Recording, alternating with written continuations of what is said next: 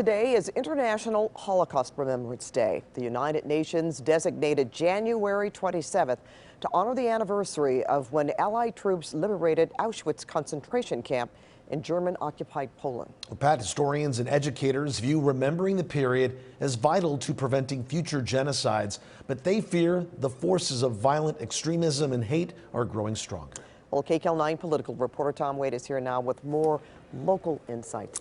Yeah, there are some ominous warnings tonight, Pat. A rabbi that I spoke with this evening with the Simon Wiesenthal Center says our country and the world are in precarious positions with hate crimes on the rise and hate spreading unchecked on social media.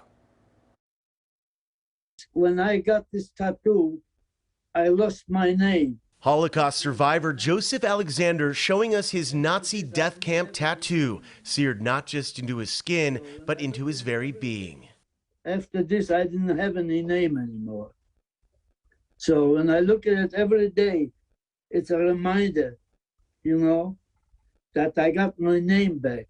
Born in 1922, Alexander survived 12 death camps, including Auschwitz-Birkenau. I had a family.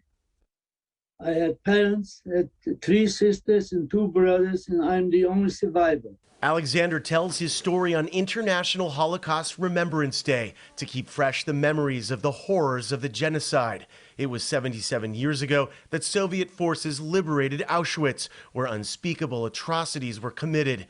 Decades later, there are fears that some of the seeds of Nazism have begun to grow stronger once again. No democracy and no people can survive without accountability. Rabbi Abraham Cooper with the Simon Wiesenthal Center explains how Wiesenthal himself was asked back in 1980 whether the Holocaust could happen again. This was part of his answer. He said, if you have a situation where you have hate, a crisis, and technology, anything is possible. And he was referring to things like radio, the movies that were made in the 30s, dehumanizing Jews. He had no clue, nobody did, the kind of world we're living in today.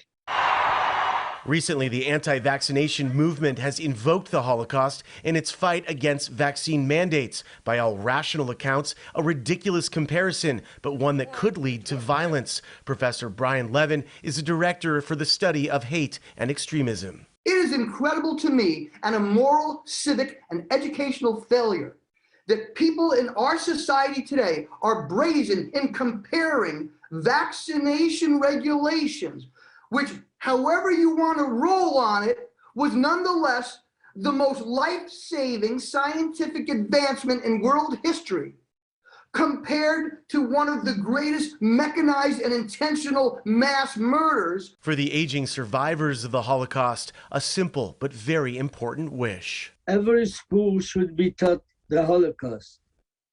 Should be nationwide. Professor Levin points out that Congress people are also peddling anti-Semitic tropes, and some on the far right continue to traffic in anti-Semitic conspiracy theories like QAnon. Pat, back to you. All right.